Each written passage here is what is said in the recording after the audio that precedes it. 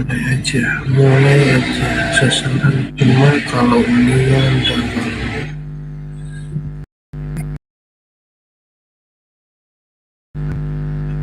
Bang Zuma suruh mulai aja katanya dulu. Oke, silakan. Iya, sama CP aja dulu. Saya mute.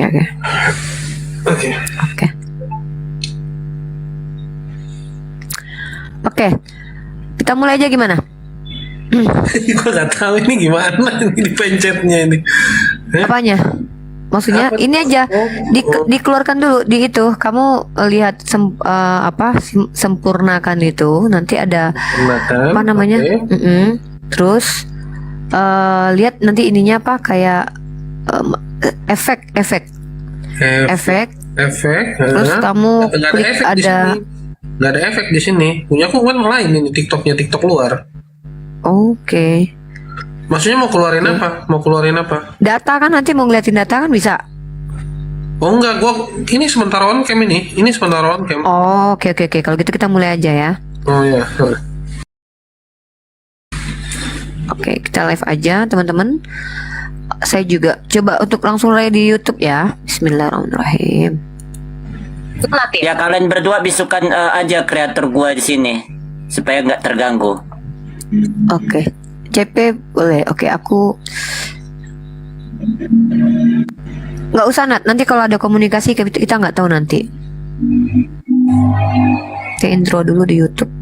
Oke. Gua mute sendirilah. Ya, dah silakan. Oke, kita mulai ya. Insyaallah kita sedang masih menunggu Bang Zuma. Insyaallah beliau lagi on the way ya. Baik. Ini kita mulai dulu teman-teman ya. Teman-teman kita mulai dulu. Saya versus CP dulu. Nanti Nat akan masuk ketika Bang Zuma sudah masuk. Jadi kita biar fair diskusinya 2 lawan 2. Nah, assalamualaikum warahmatullahi wabarakatuh. Saya prolog sedikit tanpa ada kaitan dengan argumentasi saya. Ini hanya untuk kepentingan YouTube. Izin YouTube teman-teman yang ada di YouTube. Zulkifli M. Abbas dan juga Uni Rifa MOW. Assalamualaikum warahmatullahi wabarakatuh. Bismillahirrahmanirrahim. Ikhwah, kali ini saya insyaallah featuring dengan Bang Zuma membahas tentang kitab suci. Kali ini kita berhadapan dengan teman Kristen kita, Evangelis Nathan dan juga Christian Prince. Yang ini beda teman-teman ya, bukan Christian Prince yang dimaksud itu CP yang menghujat, tetapi CP yang beda, bukan. Yang penting bukannya menghujat. Nah teman-teman, kembali saya katakan, insyaallah saya akan tandem dengan Bang Zuma dan kita masih menunggu Bang Zuma. Ya, karena beliau tadi juga dalam perjalanan dan mungkin beliau juga mencari makanan dulu. Mudah-mudahan nanti beliau bisa bergabung bersama kita. Oke. CP konsep diskusi kita prolog pihak Muslim dan Kristen ya. 5 menit cukup? Ya, oke. Gak apa-apa, 5 menit aja. Oke, 5 menit saya pakai, kita waktu manual aja ya. Kita secukupnya aja dan nggak boleh lebih dari 5 menit gitu aja. Kamu pakai waktu kamu, saya pakai waktu saya. Karena kalau kita bisa tandem itu atau PK bisa kalau udah ada berempat.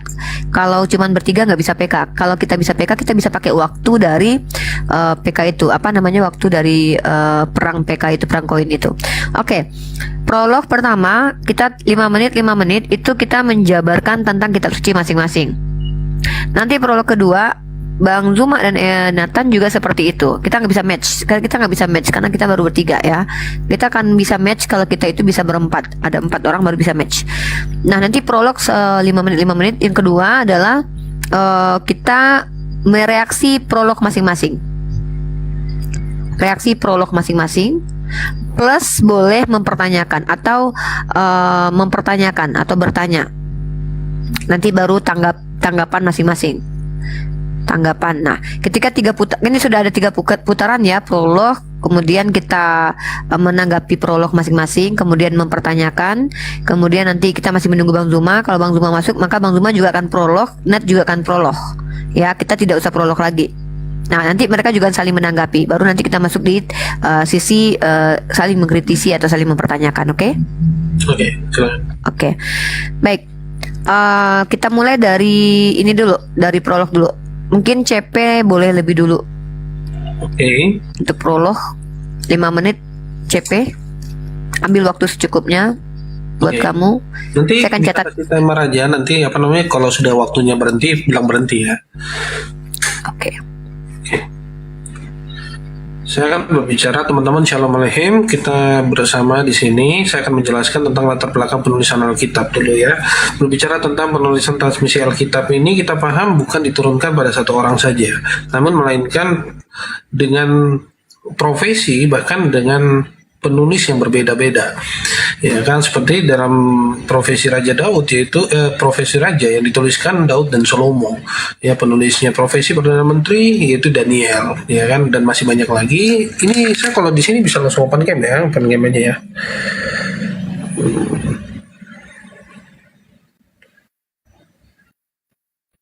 Oh ini, oke. Oke, kita sini ya. Nah, latar belakangnya penulisan tentang profesi Raja Daud. Profesi Perdana Menteri Daniel, dan masih banyak lagi. Dituliskan dalam masa peperangan ya, Alkitab ditulis masa peperangan yang pengasingan Musa dan Daud. Masa damai dituliskan dan saat Salomo menjabat. Ya, ada pada zaman perbudakan dituliskan oleh Daniel di Babel. Nah, ini penulisannya. Ya, 3 benua ini dituliskan tempat ditulisnya Alkitab, Asia, Eropa, Afrika. Dan penulisan-penulisan itu dalam kurun waktu, Kitab Kejadian dituliskan Musa 1445 1400 sebelum Masehi. Kitab Keluaran, Musa dan seterusnya itu dituliskan oleh Musa dan dilanjutkan oleh Yosua. Ya. Inilah yang dinamakan sejarah dalam Alkitab. Itu penulisan dan kurun waktunya secara tepat. Nah, nanti kita akan bahas setelah mungkin di prolog berikutnya, di diskusinya yang sesi kedua, di mana dituliskan dalam papirus, ya kan, kenapa dinamakan seperti biblos, ya kan, atau dinamakan dari pengambilan nama pelabuhan, seperti itu ya, cara pembuatnya dalam tulisan papirus, seperti itu. Ya, seperti itu. Oke, sampai situ saja dulu. Mungkin waktunya cukup supaya nggak terlalu panjang.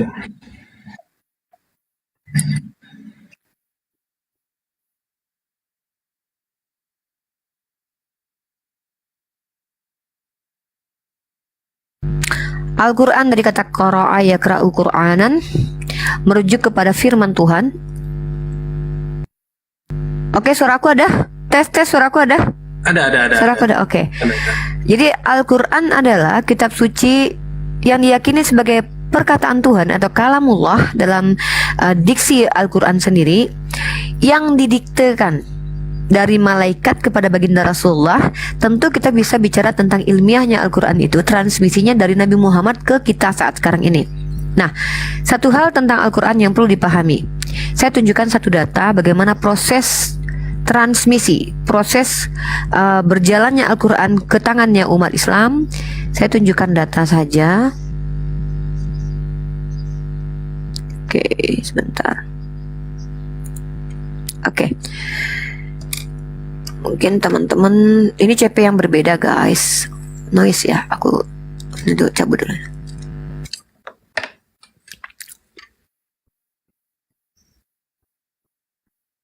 Oke. Teman-teman mungkin ini ya, sorry. Oke. Ini hadis, teman-teman, kitab Imam Bukhari nomor 5 menceritakan bagaimana literatur Islam menuliskan bahwa Nabi Muhammad SAW itu diajarkan oleh malaikat Jibril Al-Quran. Ya, kalau kita bicara tradisi, ini rujukannya ada dalam buku ini ya teman-teman. Ya, ini buku akademis ya, buku yang sangat akademis dipakai di fakultas-fakultas ya. Bukunya buku Ulumul Quran. Sorry kalau teman-teman susah ya liatnya.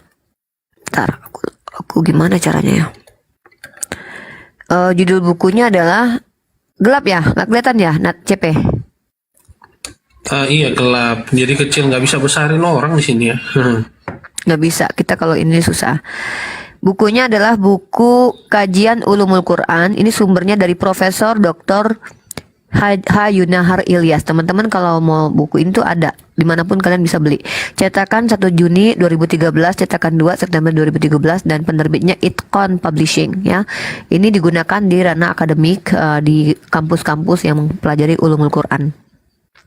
Nah, bagaimana hadis dari sumber primer ini dikutip oleh buku ini untuk menegasikan bahwa Nabi Muhammad itu diajarkan Al-Quran dengan cara didikte. Nah, saya mau tunjukkan dulu sistem tradisi oral dalam Al-Quran ini.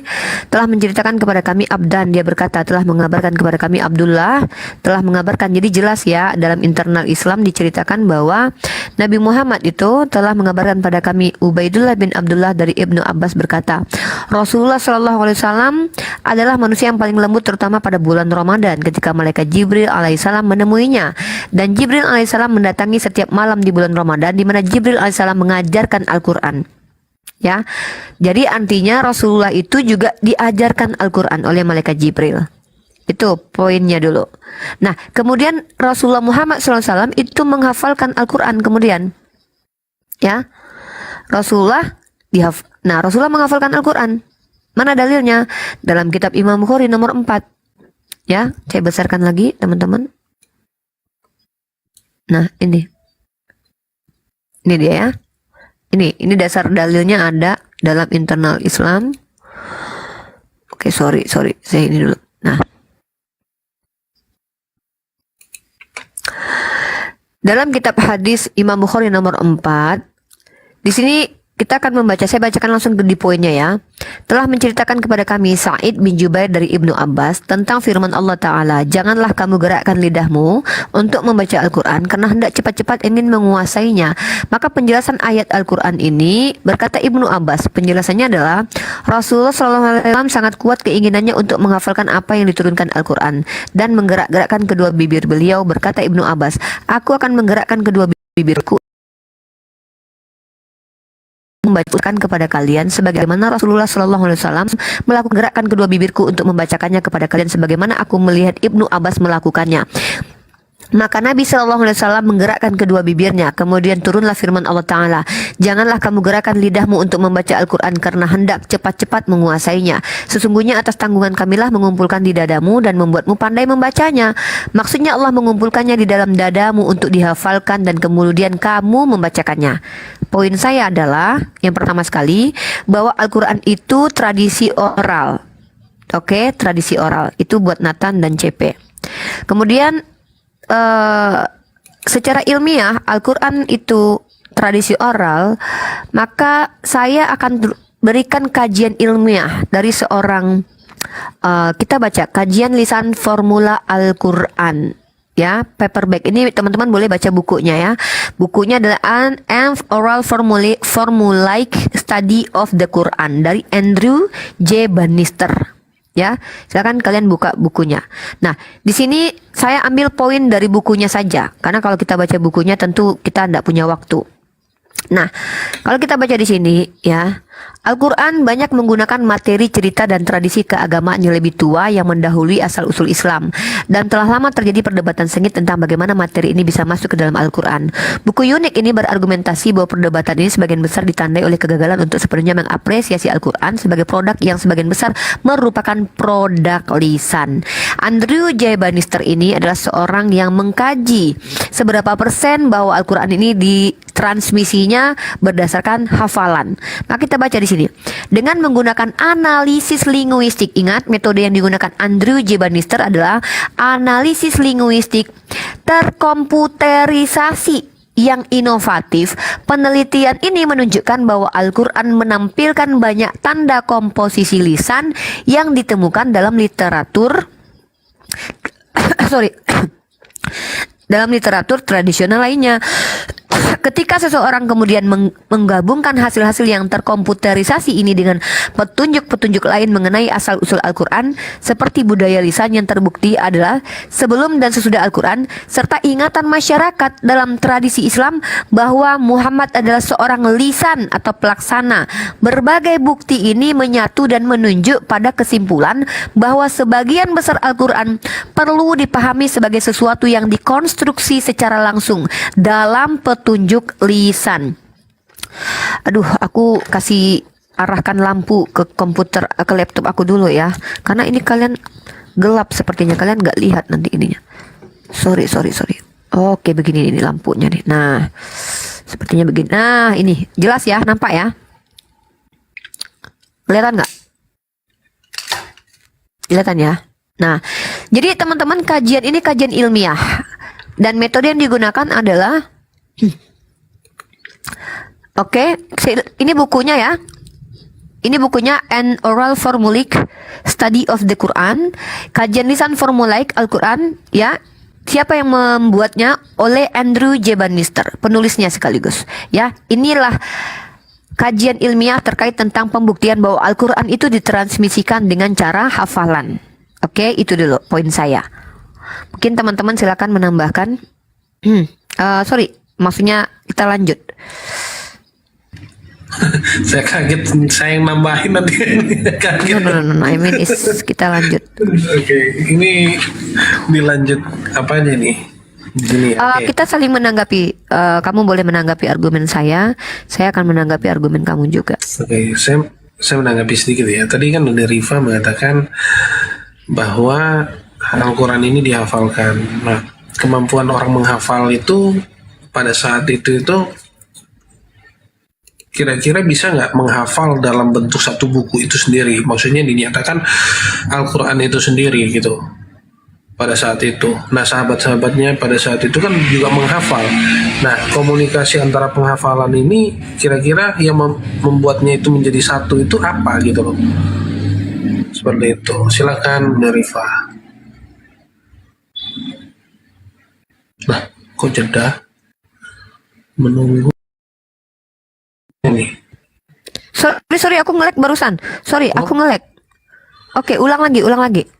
Ya, jadi kemampuan orang menghafal. Mungkin kalau Nabi Muhammad kan sendiri kita paham ya, dalam menghafalkan itu ada kemampuan untuk menghafal lebih dari manusia yang lain. Nah, tapi bagaimana dengan sahabat-sahabat Nabi pada saat itu? Apakah kemampuan mereka menghafal bisa melebihi dari Nabi itu sendiri hingga terbentuknya menjadi satu Al-Quran? Ini langsung bertanya ya? Ya langsung aja lah supaya saya menanggapi pun sama aja karena penanggapannya juga berbeda gitu loh kan, antara kitab suci kita kan dengan itu beda gitu. Iya, Oke, tapi silakan. saya juga ada tanggapan nanti. Oke, silakan. Bentar ya. Bentar. Oke, sabar. Saya buka data buat menjawab ini. Saya kasih kamu data.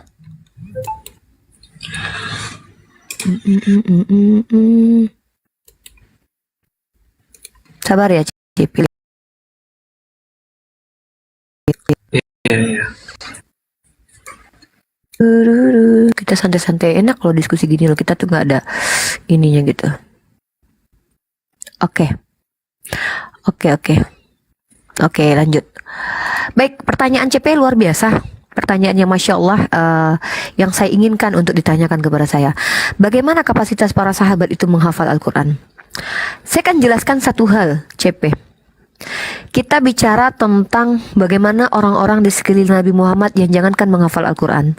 Untuk nyawa mereka sendiri mereka kurbankan, mereka rela untuk melakukan aksi-aksi yang heroik untuk membela Nabi Muhammad SAW, apalagi sekedar menghafal Al-Quran. Dan ternyata kalau kita bicara hafalan Al-Quran para sahabat, salah satu sahabat yang hafalannya sudah menghafal 30 juz yaitu Zaid bin Sabit adalah seorang penulis Al-Quran di zaman Rasulullah. Dia juga adalah penghafal Al-Quran. Dia memiliki posisi di zaman Rasulullah itu sebagai orang yang menghafalkan Al-Quran. Dan Al-Quran ini dihafalkan bukan 1, 2, 3 orang saja, tetapi banyak para hafiz Quran yang menghafalkan Al-Quran. Nah, ketika ada satu orang yang menghafalkan Al-Quran dan dia salah dalam hal itu, maka ini terjadi ketika Hisham dengan Sayyidina Umar. Jangankan hafalannya, dialeknya saja mereka berbeda. Mereka tidak mau untuk tidak mengkonfirmasinya kepada baginda Rasulullah Muhammad SAW. Lalu saya akan kasih kepada kamu data yang sangat-sangat simpel ya untuk perbandingan apakah Al-Quran itu mudah dihafal atau Al-Quran itu dipersulit untuk dihafalkan. Saya kasih kamu data dari sisi medis ya. Nih. Ini mudah-mudahan ini bermanfaat buat teman-teman semua. Saya kasih data kepada kalian. Mungkin teman-teman kenal dengan bocah ini, Masya Allah, ya luar biasa. Kisah Najah, bocah penghafal Al-Quran yang mengidap cerebral palsy. Najah. Ini adalah manusia yang Masya Allah, seorang anak kecil yang memiliki, apa itu cerebral palsy? Kita baca di sini, ya. Cerebral palsy adalah sekelompok kelainan yang mempengaruhi kemampuan seseorang untuk bergerak dan menjaga keseimbangan dan postur tubuh. CP merupakan disabilitas motorik yang paling umum terjadi pada masa kanak-kanak. Cerebral artinya adalah hubungan dengan otak. Ya. Ini kita bicara tentang someone yang anak kecil. Anak kecil yang mereka adalah anak kecil ini memiliki kekurangan secara lihat ini ya, motoriknya. Kelemahan atau masalah dalam penggunaan otot. CP disebabkan oleh perkembangan otak yang tidak normal. Perkembangan otaknya tidak normal, brother. Lalu kita bicara tentang orang-orang yang normal di zaman Rasulullah, yang tidak ada TV, tidak ada gangguan musik yang bisa membuat fokus mereka terpecah ketika menghafalkan Al-Quran. Lalu CP bertanya kemampuan mereka. Maka saya katakan kemampuan mereka di atas rata-rata tentunya. Kenapa? Karena mereka tidak dikontaminasi dengan TV, musik. Sedangkan di zaman yang penuh dengan musik, kontaminasi dengan game, seorang anak kecil bernama Najah yang memiliki pengidap cerebral palsy, di mana ini adalah masalah dengan otaknya, dia mampu menghafal Al-Quran CP di zaman sekarang lagi. Itu ya. Itu tanggapan saya terkait tentang pertanyaan CP. Oke, saya mempertanyakan hal serupa kepada CP. Ini dari tanggapan aku kepada argumentasi dari CP. Tadi transmisi kitab sucinya dari CP sendiri bercerita bahwa, sorry sebentar, saya kembalikan dulu ke YouTube. Satu, diturunkan kepada penulis yang berbeda-beda, ya, dan diduga dikatakan penulisnya adalah Matius, Markus, Lukas, dan penulis Bible ini beberapa orang. Saya membawakan satu case yang ingin bagaimana tanggapan CP terkait tentang kasus yang akan saya bawa ini. Oke, sabar.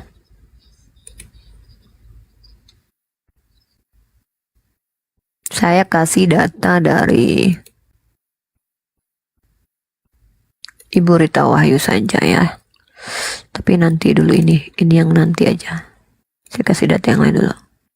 Oke, nah, bagaimana pendapat CP terkait tentang ini? Pernyataan dari Ibu Rita Wahyu, seorang scholar ya, berbahasa Ibrani. Ini kita teman-teman lihat ya, ini Bu Rita Wahyu sedang menjelaskan terkait tentang tuduhan. Tuduhan ini teman-teman boleh lihat. Sarapan pagi biblikal, tuduhan dari Bu Rita Wahyu adalah tekstual varian dalam Perjanjian Baru. Oke, di sini beberapa tuduhannya adalah varian tekstual muncul ketika penyalin membuat sebuah perubahan yang disengaja atau tidak disengaja ke teks yang direproduksi. Ya. Sebenarnya saya masih ngintip-ngintip Bang Zuma ya. Kalau Bang Zuma live. Oke, saya santuy-santuy kita. Nah, di sini ini adalah tuduhan dari scholar Kristen sendiri, bukan dari umat Islam. Oke. Nah, jadi beberapa perubahan umum termasuk penghapusan, penata ulang, pengulangan, atau penggantian satu atau beberapa kata ketika mata penyalin kembali ke kata yang mirip di lokasi yang salah dari teks asli. Nanti saya kasih ini buktinya ya. Jika mata mereka melewati ke kata sebelumnya, mereka dapat membuat pengulangan, kesalahan di sebuah kata, kemudian mereka dapat membuat kelalaian, atau mereka mungkin resor untuk melakukan sedikit mengatur ulang kata-kata untuk mempertahankan arti keseluruhan tanpa mengorbankan konteks. Ini kasus CP. Lalu apa jawaban Bu Rita Wahyu? Oke. Ini jawaban Bu Rita Wahyu. Oke, salah satunya. Kami umat Kristen dengan senang hati mengakui bahwa ada ketidaksempurnaan dalam penyalinan ulang terhadap naskah PB. Tetapi hal seperti itu memang di luar kemampuan manusia. maupun ke manusia manapun untuk dihindari, karena menyalin ulang halaman demi halaman dengan tangan secara manual akan menghasilkan kesalahan manusiawi, baik untuk buku suci maupun sekuler. Apalagi kalau naskah yang akan disalin itu sudah buram, ditelan usia, dan cara penyimpanannya yang tidak bisa sempurna. Namun, kita tahu bahwa naskah aslinya yang disebut autograf, yaitu yang diinspirasikan langsung oleh Tuhan kepada penulis Alkitab, tidak akan memiliki kesalahan sedikit pun juga. Ya, ini argumentasi dari seorang Kristen. Tetapi berhubung dokumen-dokumen yang asli telah ditulis pada masa yang amat lampau, maka dokumen tersebut tidak dapat lagi ditampilkan. Ini kasusnya. Dari mana pernyataan Kristen bahwa autograf tidak dirubah sementara autograf tidak ada lagi? Al-Quran bagaimana verifikasinya? Dari hafalan. Nah, silakan CP dijawab pertanyaan saya. Dari mana CP dan Nathan bisa menerima bahwa tidak akan terjadi kesalahan salin dalam Bible, menyalin Bible, karena autografanya sudah tidak ada. Sementara salinan-salinan menurut Berita Wahyu, penyalinan pasti ada human error. Silakan CP dijawab. Oke, penyalinan yang dimaksudkan oleh Berita Wahyu itu merujuk kepada penerjemahan ya, bukan merujuk kepada tulisan aslinya terus di autograf seperti itu ya. Itu nggak benar juga, karena kalau kita lihat di dalam ini ya, ini punyanya Brando Vinkondov ya, ini seorang yang peneliti. Nah ini ya, ini mencari jejak autograf perjanjian lama dalam Septuagint ya. Jadi yang terjemahkan itu apa?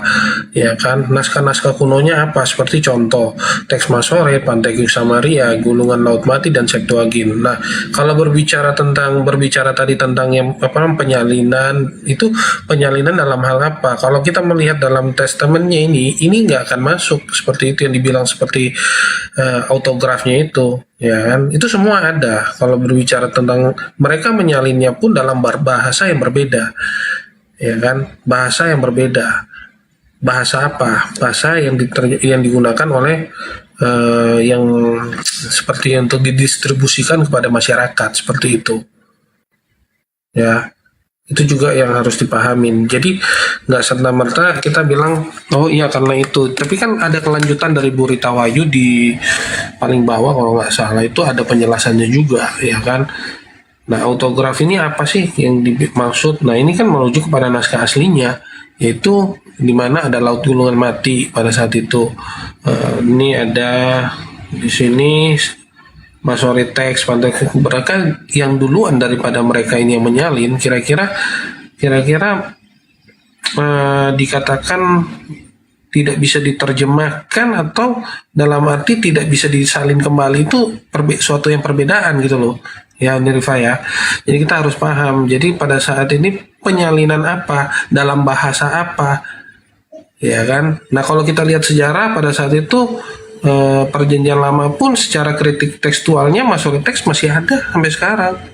Bukan nggak ada, kecuali orang yang baru mau menyalin, ya kan, mungkin sudah dimakan usia, benar, ya kan. Pada zamannya itu, pada saat ditemukan itu memang masih jelas gitu loh, dan itu disalin. Nah, perubahan-perubahan katanya tentang ada revisi atau apapun itu benar. Kalau di dalam kekristenan kita nggak memungkiri yang kita pegang sekarang ini, misalnya terjemahan ya terjemahan gitu, itu ya, seperti itu. Silakan.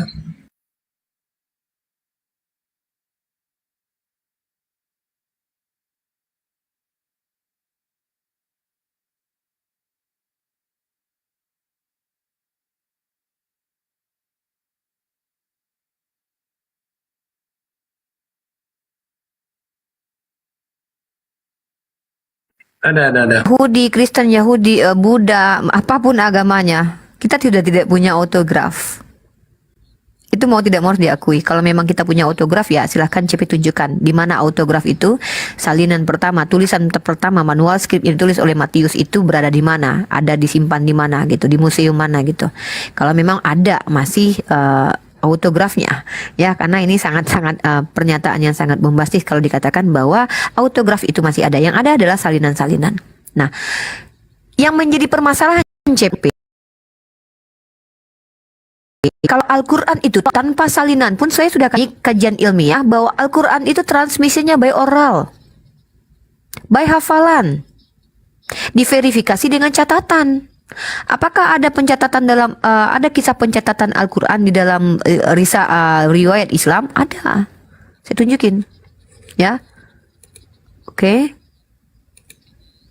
Sebentar TP ya. Setelah Al-Quran dihafalkan oleh Nabi Muhammad SAW, Al-Quran ditulis dan dihafalkan di zaman baginda Rasulullah Muhammad SAW. Mana datanya ini? Kita masih nunggu Bang Zuma, teman-teman. Kalaupun beliau nggak datang, kita lanjut aja. Nanti kita ini lagi.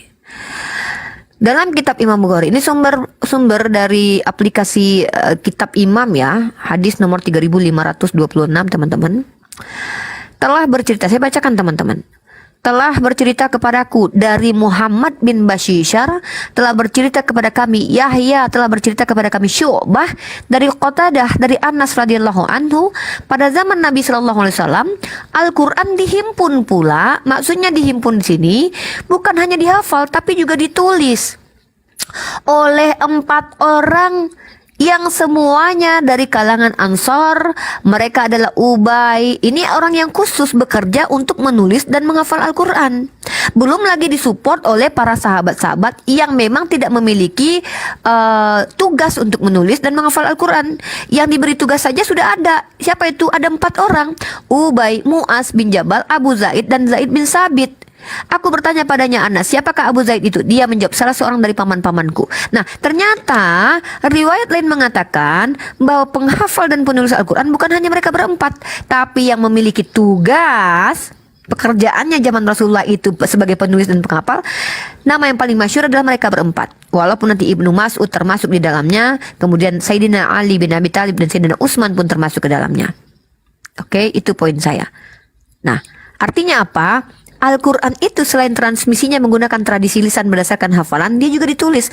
Ketika tulisan itu diverifikasi dengan hafalan, harus memiliki 2 orang saksi. Pengumpulannya ketika Rasulullah itu sudah memberikan hafalan kepada sahabat-sahabat, sudah menghafalkan semuanya. Ingat, hafalan Al-Quran itu nggak semua langsung 30 juz. 23 tahun Rasulullah menjabat sebagai Rasul. 23 tahun itu berangsur-angsur sedikit demi sedikit diberikan hafalan. Ada orang yang bisa menghafalkan ribuan lagu tanpa mengganti liriknya. Mereka akan tahu ketika liriknya tertukar. Beginilah metode ingatan itu, karena dalam ranah pendidikan psikologi anak, menghafal itu adalah hal yang paling mudah bisa dilakukan manusia. Hewan pun mampu menghafal. Artinya apa? Maka mustahillah menghafal ini menjadi polemik ketika banyak yang menghafal dan disebut dengan istilahnya mutawatir. Sangat mudah untuk menghafalkan 30 juz. Bahkan saya katakan orang yang memiliki kelainan otak saja mampu menjadi penghafal Al-Quran di zaman sekarang ini. Nah, saya kasih data lagi.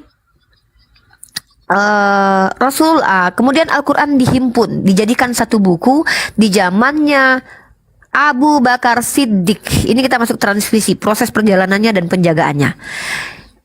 Abu Bakar Siddiq menjabat menjadi khalifah tidak lama setelah Rasulullah wafat. Di zaman Abu Bakar Siddiq, Al-Quran dikumpulkan menjadi satu mushaf. Para sahabat memiliki suhuf masing-masing. Lalu kemudian dikumpulkan menjadi satu kitab suci di zaman yang tidak berada jauh dari kematian baginda Rasulullah Muhammad SAW, yang semua penghafalnya masih banyak yang hidup. Ini ada dalam kitab hadis. Saya kasih terakhir ya, terakhir hadis yang saya sampaikan. Ini saya masih menanggapi ya, masih memberikan penjelasan. Hadis nomor 4603 telah menceritakan kepada kami Musa bin saya bacakan punya saja biar tidak panjang. Nah, di sini Umar selalu membujukku hingga Allah memberikan kelapangan dadaku, dan akhirnya aku sependapat dengan Umar. Zaid berkata, sesungguhnya kamu adalah seorang pemuda yang cerdas. Jadi siapa orang yang mencatat Al-Quran dan menghafal Al-Quran? Ini Abu Bakar bersaksi, khalifah pada waktu itu bersaksi tentang si penulis ini, bahwa kamu adalah seorang pemuda yang cerdas, kami sama sekali tidak curiga sedikit pun padamu, dan sungguh kamulah yang telah menulis wahyu untuk Rasulullah SAW. Karena itu telusurilah Al-Quran dan kumpulkanlah, bukan di kanon ya, kumpulkanlah. Walaupun awalnya dia menolak karena ini adalah hal yang sangat-sangat sulit dilakukan karena tidak pernah dilakukan di zaman baginda Rasulullah. Nah, niscaya hal itu tidak lebih berat daripada apa yang mereka perintahkan padaku, yakni dokumentasi Al-Quran. Zaid bertanya, bagaimana kalian melakukan sesuatu yang belum pernah dilakukan oleh Rasulullah? Artinya di sini Bayangkan sahabat itu tidak mau sembarangan menambah mengurangi Al-Quran. Bahkan untuk mengumpulkan Al-Quran saja mereka masih tanda tanya dulu, sampai mereka saling bersepakat untuk demi Allah itu adalah kebaikan. Maka sahabat satu bersaksi dengan sahabat yang lain. Mereka ini siapa? Abu Bakar. Abu Bakar adalah orang yang hidup sebagai sahabat baginda Rasulullah. Begitu juga dengan Umar. Artinya ring 1, ring 2 memverifikasi Al-Quran itu. Mereka adalah penghafal semuanya.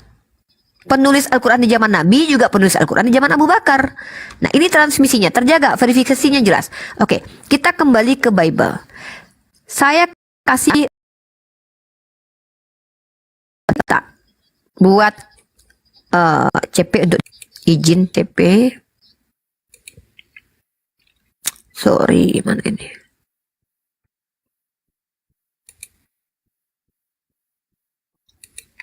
Sorry ya.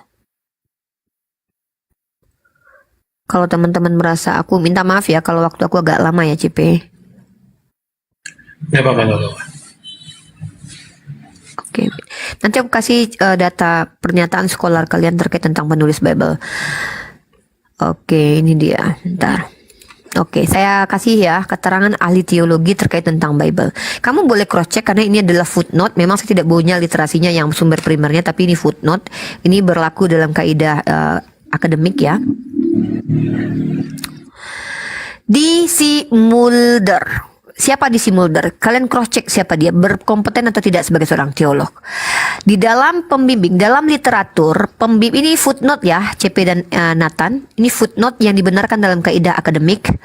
Pembimbing ke dalam Perjanjian Lama BPK Jakarta tahun 1963 di halaman 205-nya. Silakan kalian cross check.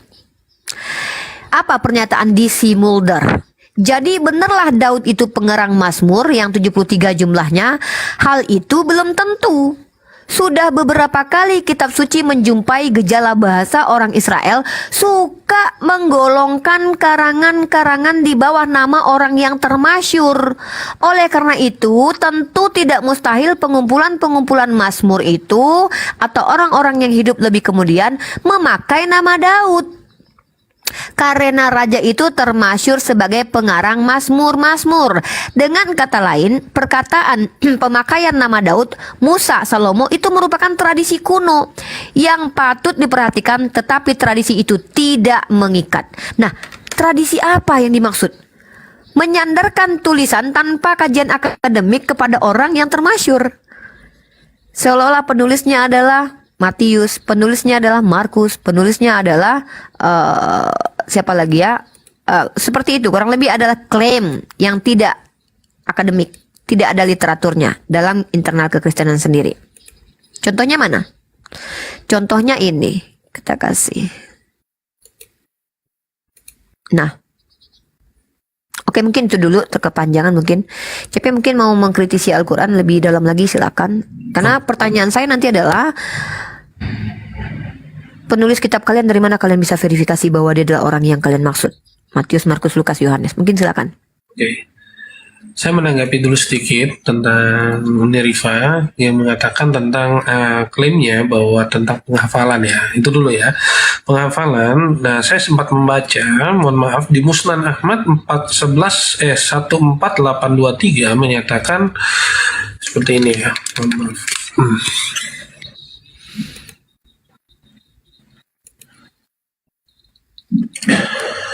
Nah, di sini dikatakan Musnad Ahmad ya, hadits ya 14823 menuliskan seperti ini. Telah menceritakan kepada kami Yahya bin Sa'id dan Syufan telah menceritakan kepada kami Salama bin Kuwai dan Sya'ar dan Sa'id dan bin Abdurrahman bin Abzah dari bapaknya Nabi SAW sholat fajar dan meninggalkan satu ayat dalam bacaannya, ya kan, tatkala selesai sholat. Beliau bersabda, apakah di antara kalian ada Libay bin Kab? Ubay berkata, wahai Rasulullah, apakah ayat begini telah dihapus atau Anda telah lupa? Rasulullah SAW bersabda, saya telah lupa. Nih, ini terkait tadi ya, yang tentang masalah lupa, masalah tingkat orang menghafal. Dan kedua, berbicara tadi yang saya katakan tadi, nah tentang kodeks ya, berbicara tentang ortograf yang di kodeks itu sebenarnya kalau kita menelisik lebih dalam, ya kan, itu ada tulisan yang dinamakan unisial, yang tulisan dalam tulisan Yunani itu perjanjian baru, New Testament. Nah, ini yang saya bukain dulu bentar. Penulisan ini seperti tadi, kita mengenal dari sejarah-sejarah yang ada, ya, bahwa penulisan benda ini dalam Alkitab seperti apa pada saat itu, ya kan, dalam tulisan kayak menggunakan papirus 3500 sebelum Masehi, ya kan. Nah, ini tanaman yang digunakan makanya ditemukan dalam bentuk-bentuk potongan, ya, pada saat pencarian. Nah, pada saat itu belum ada namanya kertas, ya kan, digunakan papyrus paper, ya, menjadi sebuah serat nih. Ini 2400 sebelum Masehi. Naskah-naskah ini, ya kan, memang sulit bertahan, ya kan. Akhirnya menjadi sebuah pecahan-pecahan fragmen, ya kan. Nah, disimpan di museum. Ini naskah awal papirus. Memang pada saat itu teknologi kan semakin maju, ya kan, dan pada saat itu mereka juga membawa penerjemah yang hampir hidup sejak. Nah, akhirnya merujuk lagi, ada namanya naskah laut mati, ya. Ini masalah teks digunakan kodeks Aleppo. Nah, tadi ini ya saya sudah jelasin sedikit tadi masalah itu. Nah, coba tolong juga ditanggapi masalah yang tadi itu tentang kemampuan orang berpikir. Kan tadi Unerifa bilang diberikan hak istimewa. Kita sepakat bahwa di situ diberikan hak istimewa, tapi namun perkataan kejadian pada saat itu Nabi mengatakan bahwa sahabat Nabi mengatakan bahwa ada terlupa ayat Al-Quran itu. Silakan. Terima kasih. Baik, terima kasih. Oke, saya tanggapi. Saya kasih dalilnya ya. Pertanyaan kamu dijawab oleh Al-Quran.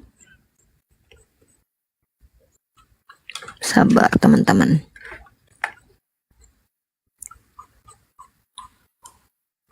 Oke, nanti saya akan komparasi ya, CP. Oke, wait a minute. Sorry teman-teman, kita agak santuy banget ya, karena kita ada ayat-ayat yang harus saya bukakan. Aduh. Oke, bentar, aku sambil nge-charge dong. Oh, nggak usah, nanti aja. Nanti bunyi noise. Saya akan tunjukkan kamu surah Al-Baqarah ayat ke-106. Kaidah Al-Quran. Ada salah satu materi ulumul Quran yang harus teman-teman Kristen itu tahu juga. Kaidah Al-Quran yang disebut dengan nasakh wa mansukh, ya, nasakh wa mansukh, ya. 106. Rashid, can you mute? Silent. Dikecilkan sayang. Rashid. Tante lagi ini sayang. Lagi discuss. Oke.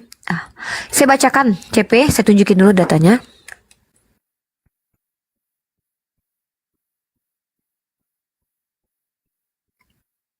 Ini buat kamu ya. Oke, saya bacakan. A'udzubillahi minasyaitonirrajim. Bismillahirrahmanirrahim. Ayat yang kami nasakh atau batalkan atau kami jadikan manusia lupa padanya, pasti kami ganti dengan yang lebih baik atau yang sebanding dengannya. Apakah engkau tidak mengetahui bahwa Allah Maha Kuasa atas segala sesuatu?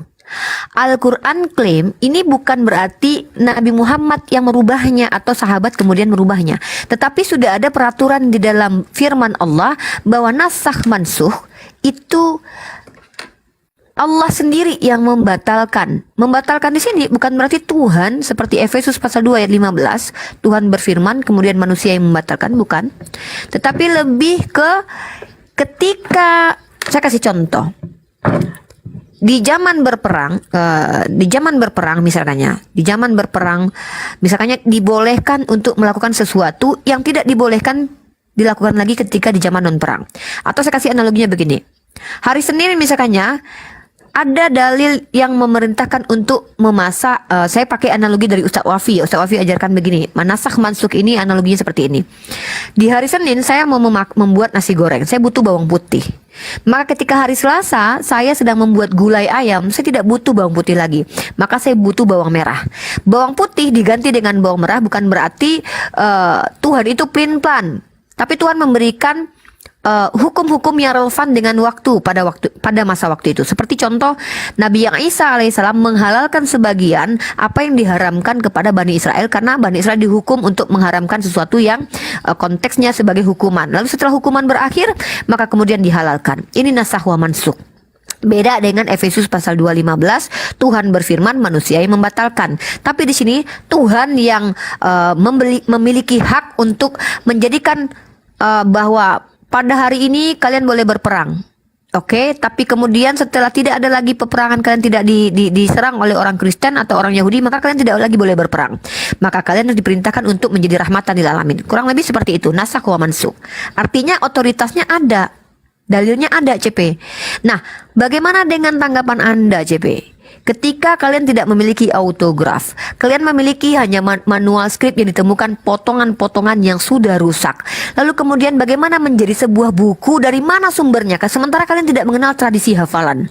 Dari mana satu kitab perjanjian lama, perjanjian baru itu muncul sementara kalian punya manual script itu sebesar ATM. Sepenggal-sepenggal yang sudah hancur. Oke, saya kasih data misalkannya. Ya. Artinya otoritas dari diganti, dinasak, atau saya tidak suka menggantikan kata nasak wa mansukh dengan kata batalkan ya, walaupun tidak ada lagi bahasa Indonesia yang mampu menerjemahkan makna dari nasak mansukh. Nasak mansukh itu artinya adalah Allah memberikan hukum yang relevan sesuai dengan zamannya. Oke, itu maksudnya. Contoh Bani Israel dulu harus mereka dirajam perempuan yang tidak lagi virgin di hadapan orang tuanya ketika mereka malam pertama. Ketahuan mereka tidak virgin maka dibantai, dihajar, dilempari dengan batu. Itu hukum untuk Bani Israel. Kemudian untuk umat Islam tidak berlaku seperti itu. Itu disebut dengan nasakh wa mansukh. Salah satu contohnya. Lalu bagaimana dengan ini?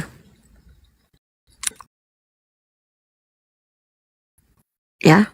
Dan ingat Nabi Muhammad adalah manusia. Ketika dia jadi manusia yang juga bisa lupa. Kalau kita lihat hilangnya ayat nomor 21 ini dalam naskah WH kemungkinan karena naskah yang rusak atau tidak terbaca, atau juga mungkin terjadi karena salinan naskah tulisan tangan atau manual script. Namun ya karena rusaknya manual script atau tulisan tangan. Pertanyaan saya, bagaimana verifikasinya bahwa yang disalin itu, yang rusak itu sesuai dengan yang kalian terima saat ini? Ini rusak. Terus kalian menyalinnya. Dari mana kalian tahu bahwa misalnya ditulis Nathan makan pecel pada hari ini? Dari mana kalian memverifikasi bahwa tulisannya yang rusak itu Nathan makan pecel? Bisa jadi Nathan makan saksang misalnya. Verifikasinya seperti apa? Kalau Al-Quran itu Nabi Muhammad lupa, maka itu bukan Nabi Muhammad yang menambah mengurangi firman Tuhan, tapi ternyata dijelaskan dalam Al-Quran itu salah satu metode untuk menasakh dan memansukhkan Al-Quran. Masih ring satu, masih pengajaran Nabi Muhammad. Dan juga satu data lagi saya kasih. Oke, saya kasih data satu lagi tentang penulis Catholic Identity. Matius penulisan Injil yang menyandang nama Matius juga tidak diketahui secara pasti. Nih, secara umum diterima bahwa penulisnya bukanlah Rasul Matius. Catholic identity. Secara umum diterima bahwa penulisnya bukanlah Rasul Matius. Penulisnya mungkin adalah seorang mu'alaf Yahudi yang akrab dengan hukum, para nabi, tradisi Yahudi, dan harapan-harapan mesianis. Seiringnya Matius merujuk pada kitab suci dan tradisi Ibrani menunjukkan bahwa pembacanya sebagian besar adalah orang-orang yang berpindah agama dari Yudaism. Beberapa orang berpendapat bahwa karena pandangan misionarisnya dan keterbukaannya terhadap orang-orang non-Yahudi, maka Injil juga ditulis untuk pembaca non-Yahudi. Injil Matius mungkin ditulis antara tahun 85 sampai 90 Masehi. Jauh sekali jaraknya. Nah, mungkin seperti itu. Tolong tanggapi, ada 2 kasus CP yang dibawa. Bagaimana kalian memverifikasi dari manual skrip yang rusak itu menjadi kitab suci yang kalian pegang sekarang ini, dan bagaimana tanggapan Anda bahwa ternyata penulis Matius itu tidak pasti penulis Matius itu adalah Matius sendiri? Silakan. Oke, saya jabarkan lagi ya tadi kan. Makanya tadi perjanjian baru itu bukan cuma hanya satu naskah yang digunakan. Makanya dikatakan Markus, Lukas dengan Yohanes, ya kan, itu dikatakan dengan Injil sinoptik, yaitu Injil yang berhubungan, dan bukan cuma satu. Jadi ini yang mendukung naskah-naskah lainnya. Ada yang papyrus, uncial, minuskul, dan itu ribuan. Ya kan, nah masalah transmisinya tadi, ya kan, ya, penyusunan itu bukan hanya berdasarkan satu, ya kan, dan dikumpulkan dan dibukukan pada saat itu bukan hanya satu. Misalnya Injil Yohanes dengan Matius ini nggak berhubungan, oh ini berhubungan, makanya dikarenakan dengan Injil sinoptik seperti itu, ya.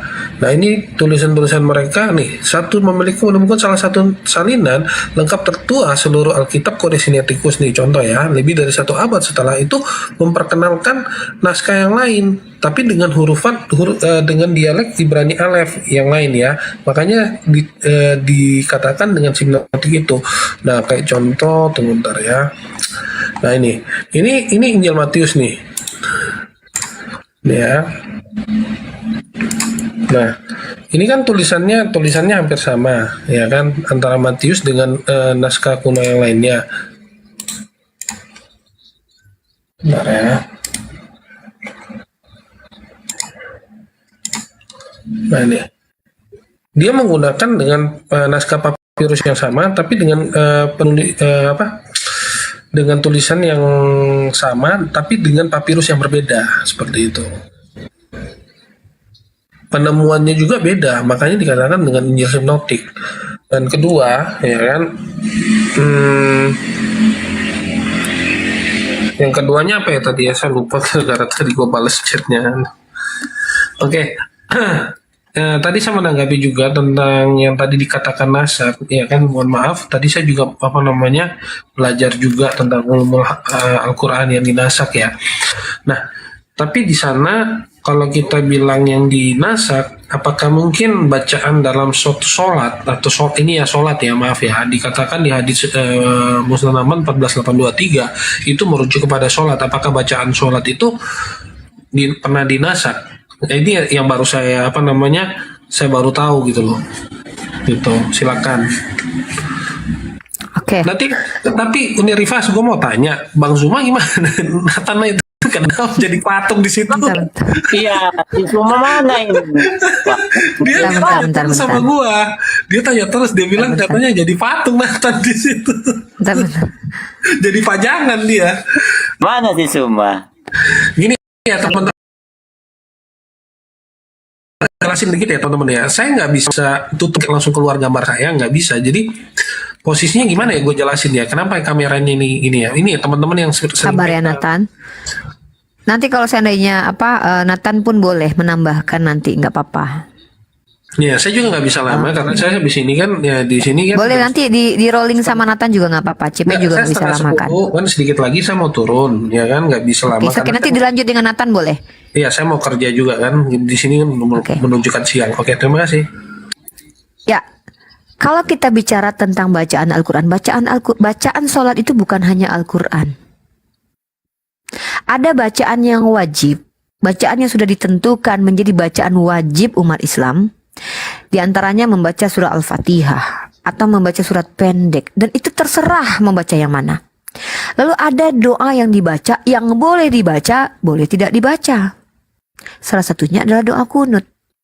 Orang Nahdlatul Ulama itu membaca kunut, orang Muhammadiyah tidak baca kunut. Baca kunut atau tidak masalah, yang penting sholat.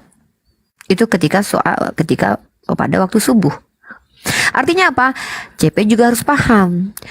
Yang dibaca ketika sholat itu banyak doa dan juga banyak ayat dan juga banyak ajaran dari Nabi kami sendiri ya, seperti doa-doa seperti doa kunut, zikir-zikir kepada Allah. Artinya tidak melulu adalah Al-Quran. Nah, jadi poin saya kepada CP adalah, adapun nasakh mansukh itu yang merubah atau membuat, menasahkan dan memansukh itu Allah sendiri. Dalilnya ada, manansakh min ayatin aw nunsiha na'ti bi khairim minha, dan itu adalah otoritasnya Allah. Ya. Ayatnya ada. Dan tidak aneh ketika Rasulullah itu diberikan rasa lupa, diberikan natur lupa karena memang beliau manusia. Tapi yang aneh kemudian adalah, mohon maaf Cip, ini baru komparasi yang sangat ekstrim ya. Oke. Ini yang tidak boleh Tuhan lupa. Tuhan tidak boleh lupa, ya.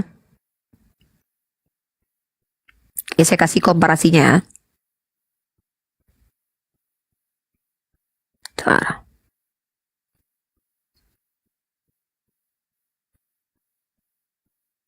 Bentar. Sabar ya CP. Uni Rifa, saya lanjut dulu, nanti dilanjutin Nathan ya. Di sini sudah rame. Oke, Tempat saya kasih poin terakhir nih. Oke, komparasi dari lupanya baginda Rasulullah Muhammad SAW yang diverifikasi sebagai seorang Tuhan. Kalau Nabi Muhammad lupa nggak masalah ya. Bagaimana dengan pendapat CP? Lukas dalam kitabnya pasal 24 ya, nomor 46, di mana Yesus berkata, ada tertulis demikian, Mesias harus bangkit dan di antara orang mati pada hari ketiga. Ternyata setelah kita cari, kita ubek-ubek perjanjian lama, tidak pernah tertulis hal itu. Apakah Yesus menambahi firman Tuhan? Atau apakah Yesus lupa dengan firman-Nya sendiri?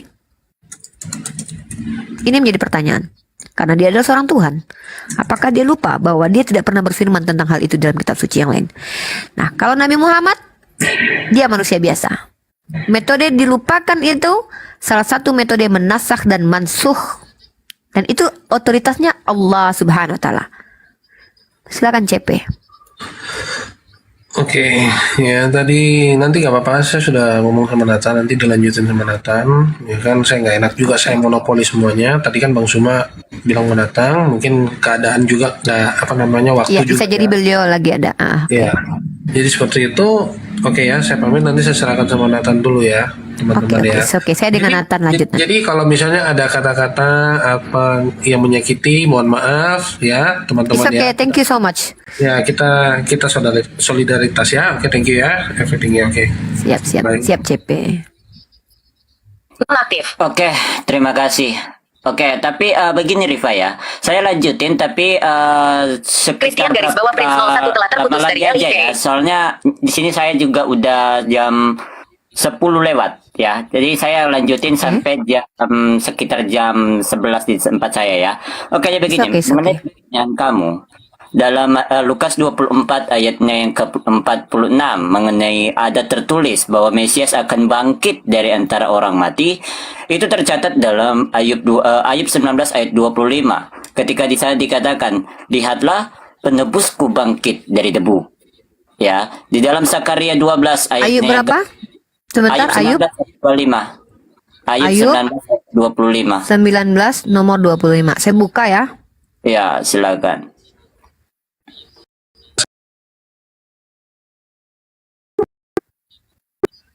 Ayub. Iya. Ayub, mana kitab Ayub? Sebentar kita cross check data dulu ya guys. Ayub 19 ayat 25. Ayub, nomor 25 kita baca. Oke. Terpahat dengan besi. Ini perikopnya kalau kita baca adalah Ayub yakin bahwa Allah akan memihak kepadanya. Maka di nomor 25 ini kita baca. Oke, 25 tadi ya. Tetapi aku tahu penebusku hidup dan akhirnya ia akan bangkit di atas debu. Ya. Ya. Itu yang pertama. Ya, itu yang pertama bahwa dia bangkit ya. Karena dikatakan dalam Lukas 24 ayat 46 bahwa ada tertulis sang Mesias akan bangkit, akan mati dan bangkit pada hari yang ketiga. Nah, di situ dikatakan sang penebus itu bangkit dari antara debu. Ya, itu yang pertama. Nah, berikutnya ketika kita berbicara mengenai apa seperti yang Rifa paparkan dari awal mengenai hafalan apa segala macam, ya kan? Nah, bagaimana dengan surah Al-Nahl ayatnya yang ke-101? Mungkin Rifa bisa buka. Al-Nahl surah 101. ayat 101.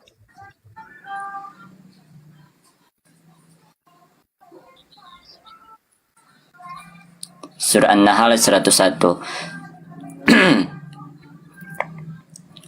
Oke. Ya, Ya. oke. Di surah coba dibaca surah An-Nahl ayat 101. Oke, saya bacakan. Ya. Bentar. Apabila kami ganti suatu ayat di tempat ayat yang lain, padahal Allah lebih mengetahui apa yang diturunkannya, mereka berkata, sesungguhnya engkau Nabi Muhammad adalah pembuat kebohongan, bahkan kebanyakan mereka tidak mengetahui. Apa yang mau ditanya? Ini dikatakan bahwa ayat Al-Quran itu diganti, ya kan? Bagaimana kita bisa memvalidasi ketika ayat Al-Quran diganti? Bagaimana sebuah kitab suci itu diganti? Ya kan, sebuah kitab suci ayatnya diganti-ganti seperti yang Rifa bawa tadi dalam surah Al-Baqarah ayat 106. Ya kan, sementara sebuah kitab suci tidak mungkin bisa diganti. Dalam surah An-Nisa ayat 82, tidakkah mereka menghayati Al-Quran, dan sekiranya Al-Quran berasal dari sisi Allah, maka akan ada banyak yang sekiranya Al-Quran bukan dari sisi Allah, maka akan ada banyak yang bertentangan di dalamnya.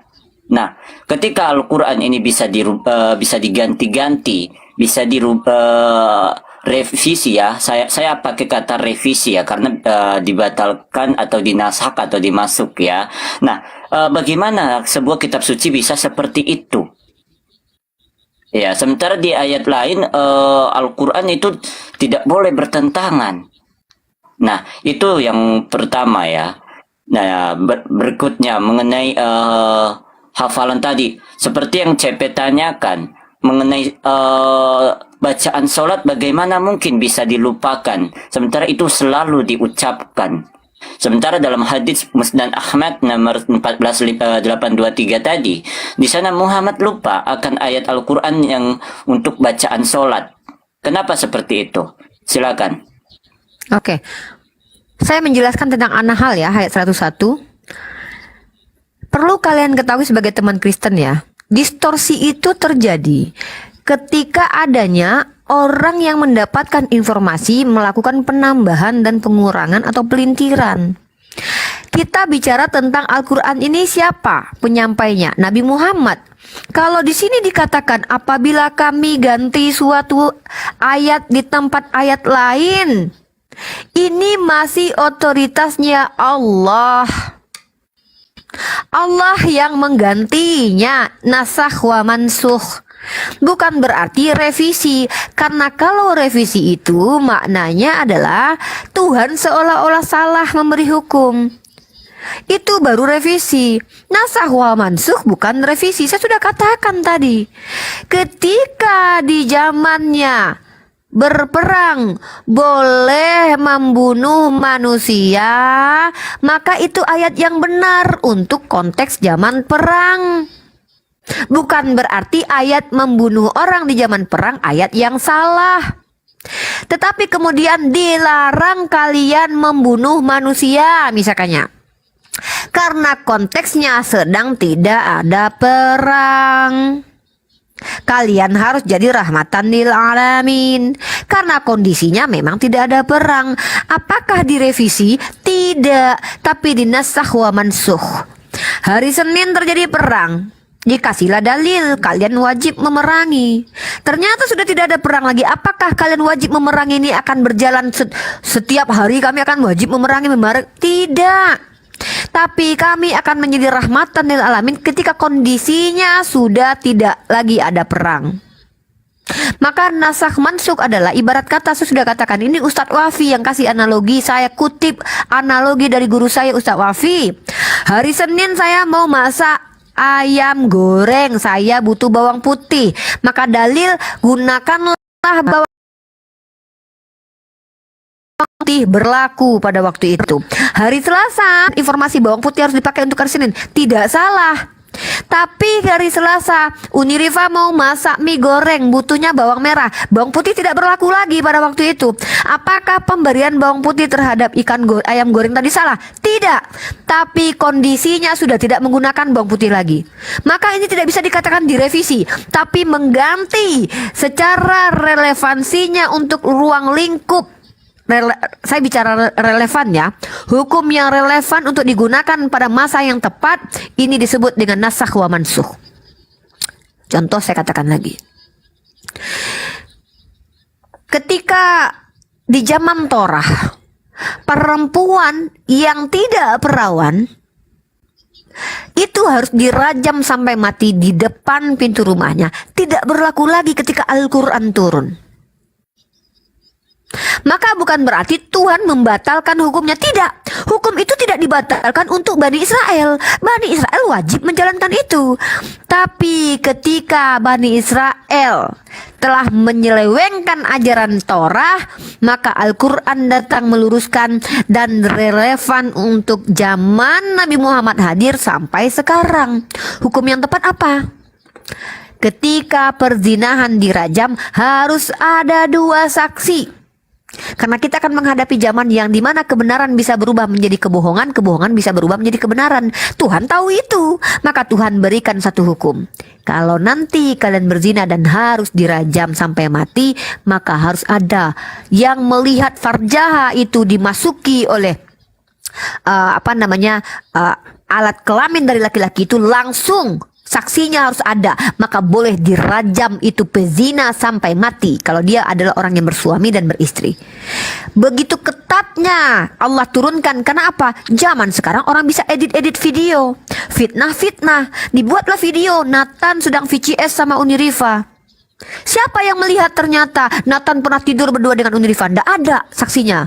Maka tidak diterima itu, karena Allah tahu akan ada orang-orang yang mampu membuat apa itu? Aplikasi AI itu ya, aplikasi yang bisa merubah wajah seseorang dengan tubuh orang lain.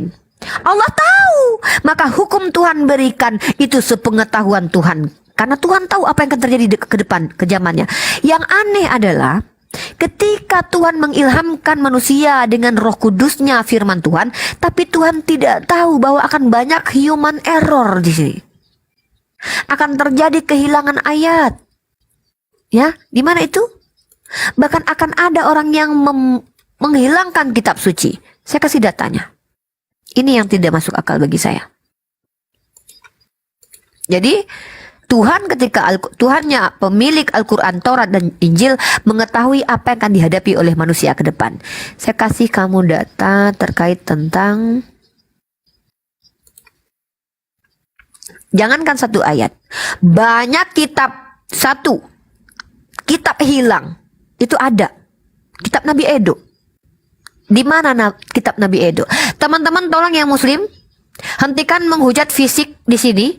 Tolong moderator saya, baik dia Islam, baik dia Kristen, kalau ada yang menghina fisik teman diskusi saya, matikan komalnya, apanya? Matikan akunnya, blokir dia. Walaupun dia muslim, saya tidak peduli. Tolong Wulan. Yang menyerang pribadi atau fisik dari saudara kita Nathan, blokir akunnya. Saya tidak peduli mereka. Ya, saya kasih contoh buat Nathan ya. Ini saya ambil dari Katolisitas. Ini Katolik ini adalah salah satu denominasi Kristen yang berhak berbicara tentang kanon. Karena teman-teman Protestan dapat kanon dari mereka. maka mereka berhak menjelaskan tentang kanon. Apa menurut orang Katolik? Ini pernyataan Katolik. Nathan fokus dengan pernyataan orang Katolik. Ini pernyataan dari pihak Katolik. Melainkan gereja-gereja Protestan yang menguranginya. Ini kita baca ya. Apa pendapat Katolik? Ya. Setelah abad ke-16 dalam Alkitab Protestan sampai pada tahun 1827, yaitu ketika the British and the ya sorry kalau saya tidak pronunciation saya tak bagus, Bible Society benar-benar memotongnya. Terlihatlah bahwa bukan gereja Katolik yang menambahkan kitab Deuterokanonika, melainkan gereja-gereja Protestan yang menguranginya dari keseluruhan kitab suci. Ada kitab yang dikurangi oleh komunal Kristen lain yang denominasinya berbeda dengan Katolik. Sementara yang mengkanon Bible adalah orang Katolik. Tanpa Katolik, Protestan tidak akan punya kitab suci. Tapi Protestan mengeluarkan kitab-kitab Deuterokanonika. Berapa kitab itu? Bukan cuman satu ayat, Nathan. Bermacam kitab. Ditentukan bahwa kitab ini adalah apokrif, tidak diterima sebagai firman Tuhan. Ayat palsu 1 Yohanes pasal ke-5 ayat 7. Skolar kalian mengatakan itu ayat yang tidak pernah ada di manual skrip yang terdahulu, bahkan di dalam kitab Vulgata pun. Menurut William Barclay dalam bukunya Pemahaman Alkitab Setiap Hari di halaman 100, William Barclay mengatakan ayat itu dikutip oleh bidat Spanyol bernama Priscillian, lalu ditambahkan ke dalam kitab suci. Ditambahkan ayat oleh manusia setelah Yesus. Kalau menansakh min ayatin aununcia, menasakh dan mansukh, itu otoritasnya dari Tuhan kami.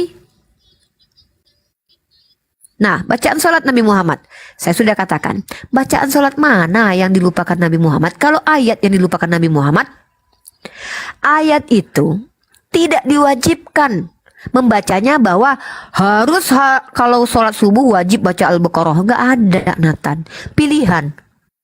Saya boleh baca surah An-Nas, saya boleh baca surah Al-Kafirun, saya boleh baca surat Al-Baqarah ketika sholat. Kalau saya lupa surat Al-Baqarah, saya boleh baca surat Al-Kafirun. Kalau saya lupa surat Al-Maun, saya boleh ganti dengan surat yang lain. Bukan berarti ketika saya lupa, saya tidak ingat lagi. Kenapa? Karena ketika Rasulullah misal membaca satu ayat, tidak ada berkaitan bahwa beliau menjadi kafir kemudian, menjadi salah sholatnya kemudian. Itu sebagai bentuk pengajaran Nabi Muhammad. Kalau kau lupa surah Al-Kafirun, kau boleh menggantinya dengan ayat yang lain. Ada pengajaran di situ. Ya, bukan berarti ayat itu hilang begitu saja. Begitu. Silakan, Nathan. Jadi pertanyaan saya adalah, adanya distorsi yang dilakukan oleh orang-orang yang kemudian Protestan mengurangi, kemudian Katolik katanya menambahkan, adanya ayat-ayat palsu seperti 1 Yohanes pasal 5 ayat 7, adanya ayat-ayat yang hilang dalam kitab Matius, dan penulis kitab suci kalian yang tidak jelas, dan verifikasi tentang bahwa kitab ini betul-betul dari Yesus, itu dari mana metodenya? Itu yang ingin saya dapatkan jawabannya dari CP tadi yang tidak terjawab. Silakan, Nathan. Oke. Ketika berbicara mengenai Deuterokanonika, yang harus kita pahami adalah Martin Luther ketika dia memberontak dan kitab Protestan itu dikanonisasi, itu berdasarkan apa sih? Itu berdasarkan pengkanonan yang memverifikasi mengenai sejarah dan cerita mengenai Tuhan Yesus saja, di mana di Protestan itu lebih memfokuskan kepada Sang Mesias yang diceritakan itu, sejarah mengenai perjalanan orang Israel, nubuatan-nubuatan mengenai Tuhan, mengenai Sang Mesias dan penggenapan-penggenapannya. Nah, sementara yang termasuk di dalam kitab Deuterokanonika itu lebih ke sejarah-sejarah yang tidak ada hubungannya dengan Sang Mesias. Ya, makanya kalau kita merujuk kepada Katolik, mereka lebih fokus kepada sejarah-sejarah. Ya, sementara Protestan itu lebih fokus kepada Sang Mesiasnya ini. Ya, lebih fokus kepada menceritakan mengenai Sang Mesias, nubuatan-nubuatan dan penggenapan-penggenapan kepada Sang Mesias. Itu dia, ya. Jadi ketika berbicara mengenai Deuterokanonika, itu berbicara mengenai sejarah-sejarah yang ada yang tercatat lengkap dengan sejarah-sejarah di luar tentang nubuatan Sang Mesias itu. Nah, berbicara lagi mengenai yang Rifa katakan mengenai apa namanya tadi, mengenai nashak tadi.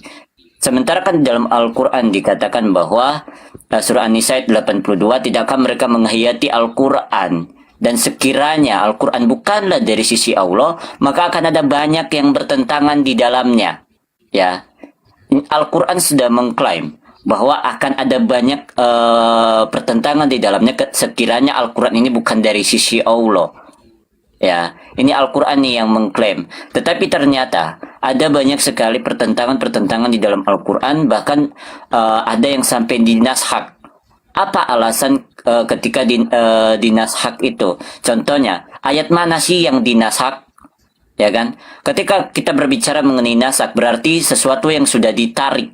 Ya kan, sesuatu yang sudah ditarik dan tidak digunakan lagi. Makanya dikatakan dalam surah Al-Baqarah ayat 106, ayat yang kami nasak dan batalkan, ya, ayat yang kami nasak atau batalkan dan yang kami buat manusia lupa padanya, pastilah kami ganti dengan yang lebih baik dan sebanding dengannya.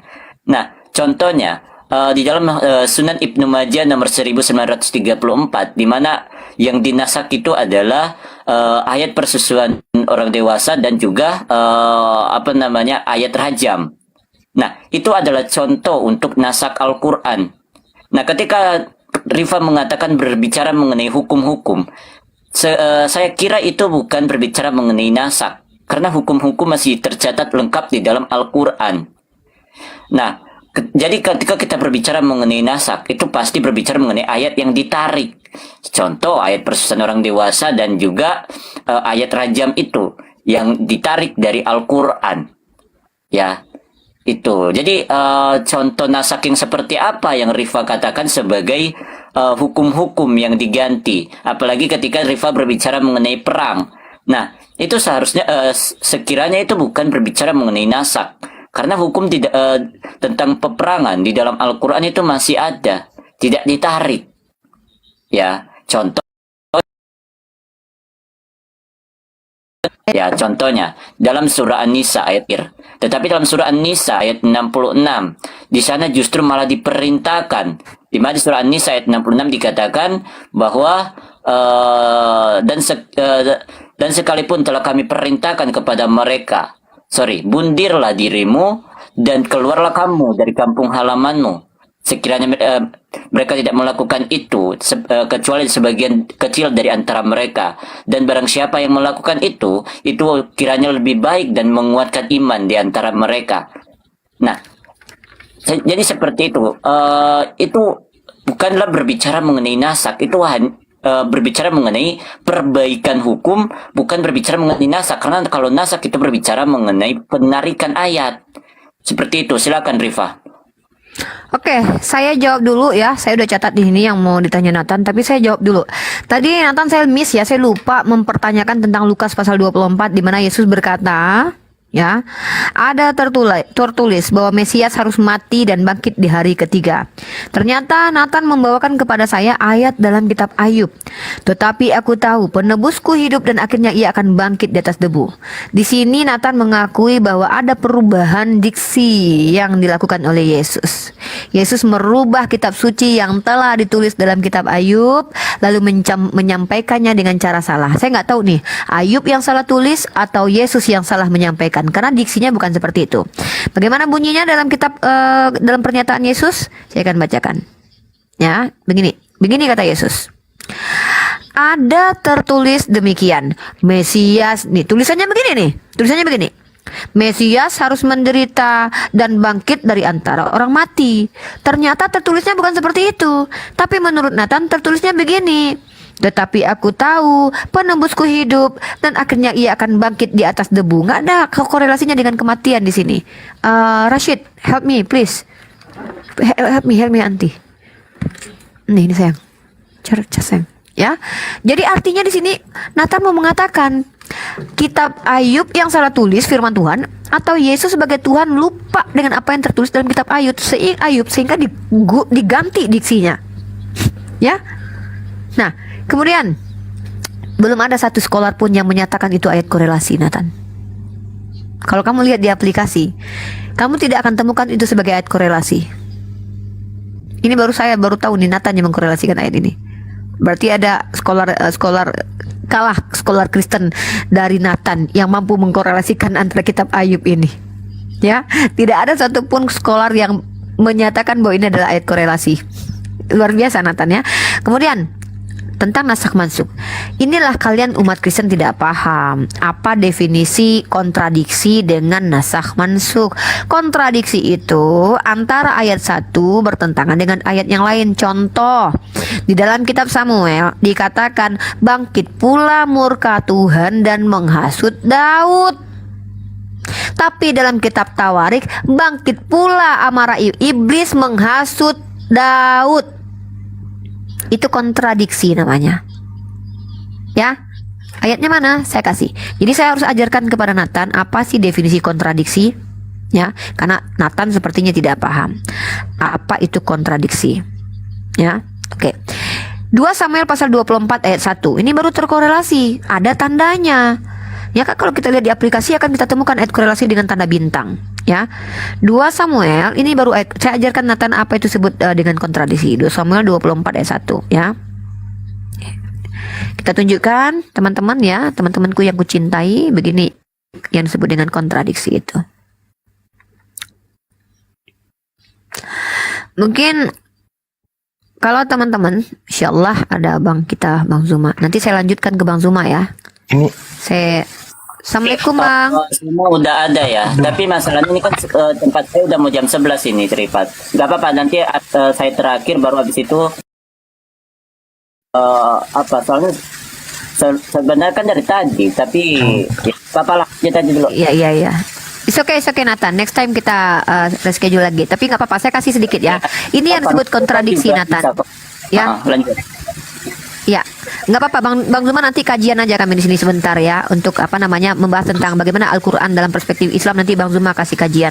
Nih ya. Di sini kalau kita lihat, bangkitlah pula murka Tuhan terhadap orang Israel. Ia menghasut Daud melawan mereka. Di sini yang bangkit menghasut adalah Tuhan. Kamu lihat di sini, ini ayat korelasi namanya Nathan. Dalam kurung ini ayat 2 Samuel terkorelasi dengan 1 Tawarik. Mari kita cross check di 1 Tawarik. Iblis bangkit melawan orang Israel. Ini baru kontradiksi. Di dalam Samuel dikatakan Tuhan yang bangkit, di dalam kitab Tawarik dikatakan iblis yang bangkit. Mana yang benar? Nah, kalau naskah mansukh tidak bisa dikatakan kontradiksi. Ya, tidak bisa dikatakan naskah mansukh. Naskah mansukh itu adalah ketika di dalam situasi kondisi tertentu Allah izinkan melakukan sesuatu, maka selesai situasi itu berakhir, maka Allah larang hal itu untuk dilakukan. Itu namanya naskah mansukh. Dan itu bukan kontradiksi. Tidak ada kaitannya dengan surah Nisa. Supaya Nathan paham. Nah, jadi saya ingin Nathan apa itu disebut dengan mengganti ayat dengan sepadan. Bukan berarti ayatnya salah, bukan berarti firman Tuhan kepada Bani Israel. Saya kasih tadi ayat rajam. Saya sudah analogikan kepada Nathan. Di zaman kitab Torah, orang Israel itu kalau ada perempuan yang tidak perawan lagi, dia harus dirajam sampai mati, Nathan. Tapi itu adalah hukum terbaik, bukan hukumnya diperbarui, tidak. Itu hukum terbaik untuk Bani Israel pada zaman itu. Setelah Nabi Muhammad hadir, relevanlah dengan keadaan zaman sekarang. Bagaimana mungkin zaman sekarang ini setiap wanita tidak virgin di malam pertamanya dirajam sampai mati? Mati semua perempuan. Karena SMP pun, anak kecil pun banyak yang sudah tidak perawan lagi. Artinya apa? Hukum Tuhan umat Islam, hukum Tuhan Bani Israel sesuai dengan konteks kondisi sosial, kondisi psikis manusia pada zamannya. Karena Tuhan itu maha tahu. Saya sudah jelaskan tadi kepada Nathan. Nah, silakan Nathan. Kalau Nathan ingin menyampaikan closing statement, nggak apa-apa. Nanti Bang Zuma mungkin kasih kajian kepada kita umat Islam yang menonton. Silakan Nathan. Nanti kita atur jadwal ulang ya. Nah, saya mau jawab terakhir mengenai ayat kontradiksi yang Rifa bawa. Dari 2 Samuel 24 ayat 1 dan 1 Tawarik 24 ayat 1. Dalam 2 Samuel 24 ayat 1, di mana di sana Tuhan yang menghasut Daud. Tetapi dalam 1 Tawarik 24 ayat 1, itu iblis yang menghasut Daud. Jawabannya sangat-sangat simpel, Rifa. Di mana 2 Samuel 24 ayat 1, ketika Tuhan menghasut Daud di situ. Karena apa? Karena di situ Tuhan murka. Jawabannya di mana? Jawabannya simpel. 1 Tawarik 24 ayat 15. Di sana jawabannya ketika Tuhan murka dan menyuruh para malaikat ya untuk menghancurkan.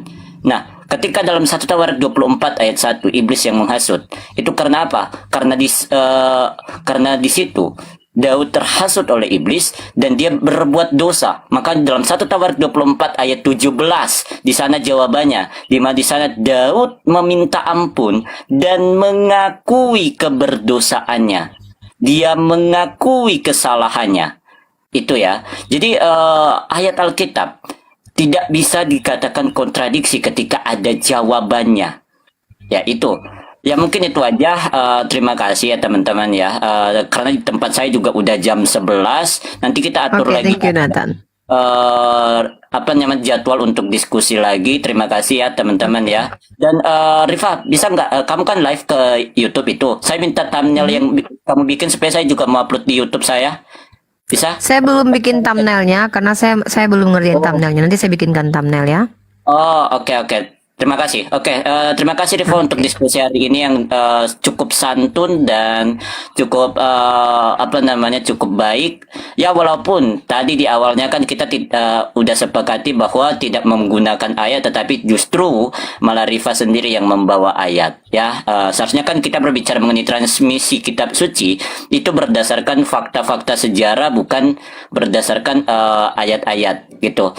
Ya mungkin gitu aja. Terima kasih Rifa untuk diskusinya. Selamat malam, shalom, dan assalamualaikum. Shalom Nathan, terima kasih juga.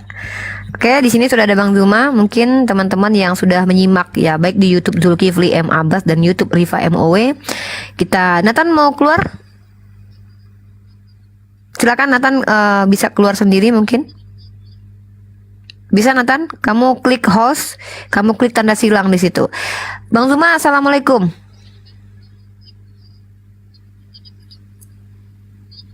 Bang Zuma, assalamualaikum. Baik, saya kasih kajian saja teman-teman. Masya Allah, Bang Zuma, oke. Teman-teman yang saya cintai karena Allah, baik di Zulkifli M Abbas ataupun di Rifa MOW, poin penting yang ingin saya sampaikan adalah Al-Quran dari baginda Rasul sampai ke tangan kita itu ilmiah. Saking ilmiahnya, Al-Quran ada kajian ulumul Qurannya. Al-Quran itu metodenya hafalan, bahkan diverifikasi dari kajian yang sudah saya tunjukkan. Salah satu orang yang mengkajinya bukan muslim. Kajian lisan, ini saya tekankan sekali lagi ya. Kajian lisan Al-Quran itu dikaji secara ilmiah menggunakan data komputerisasi. Oleh siapa? Oleh Andrew J. Bannister. Apa katanya? Dia mengatakan dengan menggunakan analisis linguistik terkomputerisasi yang inovatif, penelitian ini menunjukkan bahwa Al-Quran menampilkan banyak tanda komposisi lisan yang ditemukan dalam literatur tradisional lainnya. Jadi Al-Quran itu transmisinya berdasarkan hafalan. Bagaimana dengan Nabi Muhammad yang lupa? Dalilnya jelas, otoritasnya. Manansakh min ayatin aw nunsiha. Allah yang menasakh dan memansuh, bukan Nabi Muhammad yang mengada-ada. Bagaimana dengan Bible? Bible entah kenapa di abad ke-19 muncul seorang bernama tidak sependapat dengan Katolik, mengeluarkan sekian kitab dari firman Tuhan, dari kanonisasi firman Tuhan. Apa kapasitas Martin Luther? Siapa dia? Berapa tahun jaraknya? Berapa ribu tahun jaraknya, sehingga dikatakan Deuterokanonika bukanlah firman Tuhan. Lalu kontradiksi. Ayat kontradiksi ini bukan bicara tentang maknanya ketika Nathan mengatakan akan ada jawabannya, maka tidak bisa disebut kontradiksi. Ini saya katakan dia tidak paham apa itu kontradiksi. Kontradiksi adalah adanya diksi yang kontra antara penjelasan si A dengan penjelasan si B terkait peristiwa yang sama. Itu teman kita Kristen tidak paham itu. Nah, jadi kenapa saya membawa transmisi kitab suci sebagai tema? Karena ini adalah tema yang sangat ilmiah yang tak akan mampu dibantah oleh teman-teman Kristen. Ya, mungkin Bang Zuma sedikit memberikan pencerahan kepada teman-teman yang ada di YouTube tentang kitab suci. Assalamualaikum, Bang.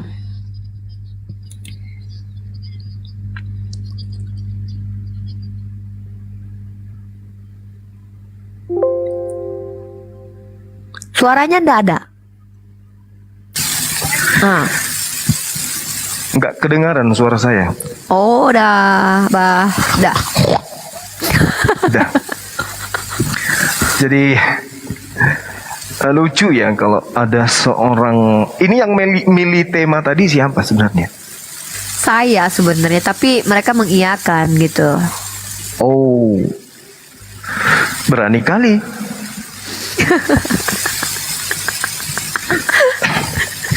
Kalau berbicara mengenai kata suci kan, suci berarti dia itu bebas dari noda sedikit pun kan gitu ya. Kalau berbicara mengenai bebas dari noda, berarti identifikasi sebuah buku dikatakan suci ketika buku itu kemudian tidak ternodai, tidak ternoda sebuah kitab, dikarenakan kitab itu murni 100% berasal dari sumber yang menjadi penerima daripada pewahyuan.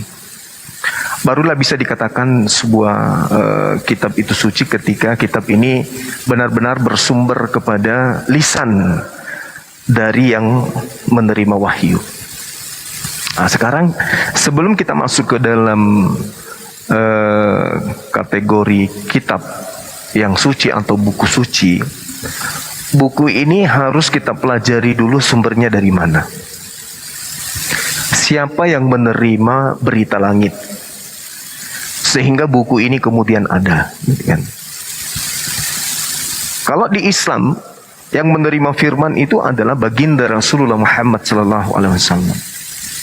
Al-Quran, baginda Rasulullah, Al-Quran. Jadi dua paket yang tidak bisa terpisahkan.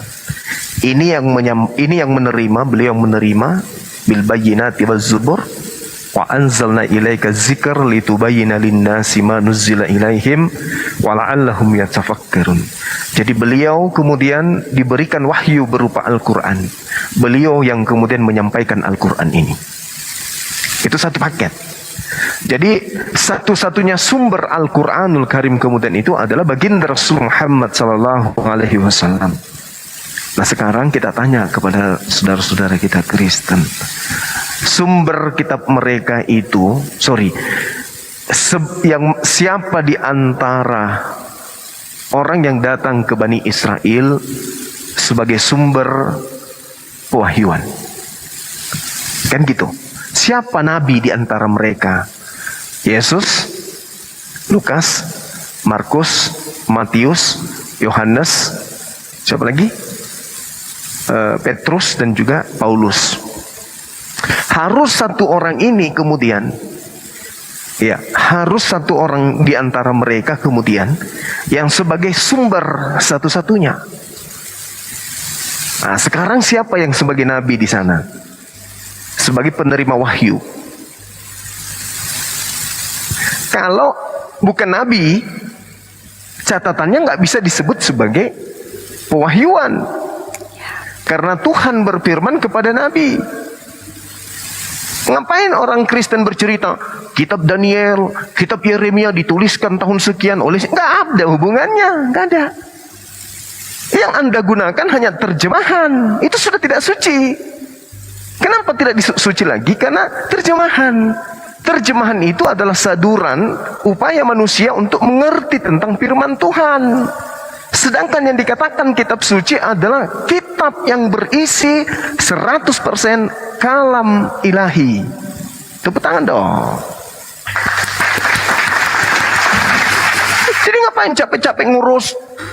Ngapain capek-capek ngurus kitab Yeremia ditulis tahun sekian? Iya tahu, kita ngerti. Sekarang yang kita permasalahkan ini adalah Bible yang ada di genggaman kalian itu loh. Itu yang kita permasalahkan. Kita ngerti bahwa Allah berfirman kepada beberapa nabi, ada yang diceritakan Al-Quran, ada juga yang tidak diceritakan. Kemudian mereka menerima wahyu dengan bahasa kaumnya mereka. Kita paham itu. Kita perjanjian lama yang ada di genggaman saudara. Masihkah pantas disebut sebagai kitab Taurat? Yang kita pegang sekarang ini adalah perjanjian baru. Adakah nabi yang menerima surat Lukas, surat Matius, surat Yohanes? Kalau di Al-Quran kan jelas sebagai sumber adalah baginda Rasulullah Muhammad sallallahu alaihi wasallam. Kalau semua isi Al-Quran itu berasal dari lisan beliau, berarti Al-Quran bisa disebut sebagai kitab suci. Karena semuanya berasal dari lisan beliau. Sucinya itu disebut suci oleh umat Islam. Kami sebagai umat Islam mengimani itu dikarenakan fakta. Secara sana Al-Quran berasal seluruhnya 100% dari lisan baginda Rasulullah Muhammad. Sekarang permasalahannya di mereka. Siapa yang menerima firman? Ketika kemudian Yesus datang di tengah-tengah mereka, yang menerima firman ini siapa? Yang menerima firman dari langit itu siapa? Lukas, Markus, Matius, Yohanes, Yesus, Paulus. Siapa yang menerima firman di sana? Kalau yang menerima firman di sana Lukas, berarti dia nabi. Betul. Kan gitu. Kalau yang menerima firman di sana adalah Markus, berarti Markus nabi. Tapi kalau yang menerima firman di sana adalah Yesus, berarti yang nabi itu adalah Yesus. Nah, sekarang kita uji buku yang ada di tangan Anda. Apakah ucapan-ucapan Yesus itu semuanya ada di kitab saudara ini tanpa ada tambahan pengantar dari penulis? Kalau ada tambahan pengantar, maka buku itu tidak boleh disebut kitab suci, nggak boleh, nggak layak disebut kitab suci karena tidak memenuhi standar, tidak memenuhi standar. Kalau Al-Quran kan jelas, Bismillahirrahmanirrahim. Zalikal kitabu alif lam mim, zalikal kitabu la raiba fihi hudal lil muttaqin. Kitab suci Al-Quran ini tidak ada keraguan padanya, petunjuk bagi orang yang bertakwa. Al-Quran bercerita tentang Al-Quran. Kan gitu. Rasulullah menyampaikan Al-Quran. Lalu kemudian Al-Quran ini Rasulullah katakan khairukum man ta'allama Al-Quran wa 'allamahu. Yang lebih baik di antara kalian adalah yang membaca, yang mengajar, yang mempelajari Quran lalu mengajarkan kepada orang. Ada legitimasi dari sang sumber, sang nabi. Baru semua kitab Al-Quran ini pantas disebut sebagai kitab suci. Kenapa? Karena seluruh isinya berasal dari Rasulullah sebagai penerima firman, menyampaikan semua isinya dan terangkum dalam sebuah buku disebut Kitabullah. Nah, sekarang di tengah di dalam agama menerima firman adalah Yesus, ya kan? Benar nggak? Segala firman yang engkau berikan kepadaku telah aku sampaikan kepada mereka. Firman yang kau dengarkan daripadaku itu bukan daripada aku, tetapi dari Dia yang telah mengutus aku. Nah, sekarang permasalahannya, segala firman yang Yesus sampaikan itu mana? Mana segala firman itu? Tunjukkan. Oh, ini kitab Yohanes. Oh, tunggu dulu. Pada mulanya adalah firman. Nah, itu siapa? Itu kata siapa? Kata siapa pada mulanya firman itu? Kata siapa? Pada mulanya adalah firman. Firman itu bersama-sama dengan Allah, dan firman itu adalah kata siapa? Kata Yesus? Di mana Yesus pernah berkata seperti itu? Tidak pernah. Firman Allah di mana dan siapa yang menerima firman Allah demikian itu bunyinya? Nggak ada juga. Lalu dari mana ini? Firman Tuhan bukan, sabda Yesus bukan. Lalu ini apa? Pada mulanya adalah logos. Logos ini bersama-sama dengan theos, dan logos ini adalah theos. Itu dari mana? Ilmu dari mana itu? Ketika catatan-catatan seperti ini masuk ke dalam sebuah buku, maka buku itu tidak layak disebut sebagai kitab suci. Kenapa? Karena di dalamnya ada kata-kata yang bukan firman Tuhan dan juga bukan sabda Nabi. Terlalu berani mereka kemudian membahas tema-tema seperti ini. Terlalu berani. Sedangkan perjanjian baru, jangankan yang dalam bentuk Septuaginta yang diterjemahkan abad ketiga sebelum Masehi, ya, jangankan yang itu. Kitab Nabi Musa sekarang siapa yang menjamin bahwa yang dituliskan kemudian oleh sahabat-sahabat kita adalah benar murni dari Nabi Musa alaihissalam? Siapa yang bisa menjamin? Tak ada. Ini yang masih original teks. Siapa yang bisa menjamin? Tak ada yang menghafal Taurat. Siapa yang bisa menjamin? Tak ada jaminan. Nah, bagaimana perjanjian baru? Oh, itu jangan lagi dibilang. Karena itu Yesus tidak pernah memberikan legitimasi kepada buku Lukas, kepada buku Yohanes, Markus, Matius, dan seterusnya. Jadi sangat kasihan ya kalau mau membahas tentang kitab suci. Kalau dikatakan kitab dikira suci atau kitab disangka suci, nah itu baru betul. Tapi kalau kitab suci, nggak pantas, nggak cocok, nggak cocok. Karena itu adalah perkataan manusia. Oke, saya kira begitu, Adinda.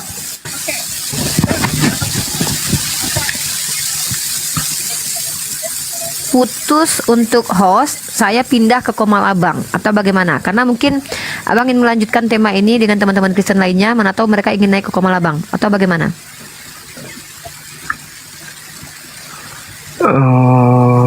Kristennya siapa? Ya, maksudnya kalau kita undang begini kan mereka kan tidak ada yang sama-sama live. Tapi kalau Abang live sendiri, saya pindah ke Komal Abang, mereka bisa diterima untuk naik. Kalau gini kita nggak bisa terima orang naik. Atau gimana? Atau kita closing statement aja? Kita cakar aja. Udah cakar aja dulu. Boleh. Tapi ini dulu, Bang. Habis itu Ya, kita cari. Ya, betul. Bilang dulu sama Closing netizen dulu, beli habis itu rendang kita aku cari. dulu. Sahabat semua mungkin bisa di live kan. Ya, Abang bilang dulu netizen suruh Sahabat-sahabat beli yang ada rendang. di sini 5.508. Netizen silakan beli rendang kepada Dinda Unirifa. Beliau itu pengusaha rendang. Sedikit lagi dia naik tanah suci untuk kemudian menunaikan ibadah haji. Amin. Itu juga kalau tahun ini rendangnya laku 5 ton ya gitu ya teman-teman sekalian. Oke. Kita cari room di mana room itu kita bisa berdialog, berdiskusi dengan teman-teman hotel. Oke? Sekira gitu deh. Tutup aja, tutup. Jijik saya kalau bahas kitab suci dari sebelang, nggak cocok disebut itu.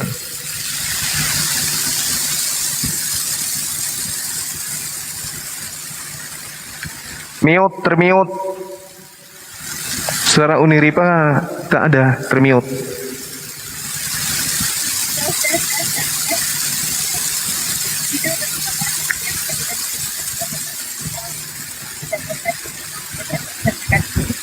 Dan tidak sangat-sangat ilmiah dalam menjabarkan kitab sucinya. Dan bahkan tema ini adalah tema yang sangat mematikan, tema yang tidak pantas untuk mereka jelaskan karena mereka tidak punya parameter kaidah keilmuan yang mumpuni terkait tentang transmisi kitab suci. Karena jangankan transmisinya, kitab sucinya saja apakah bisa dikatakan kitab suci? Bang Zuma sudah jelaskan tadi, ada parameternya, ada persyaratannya. Apakah mereka memenuhi? Nggak bisa.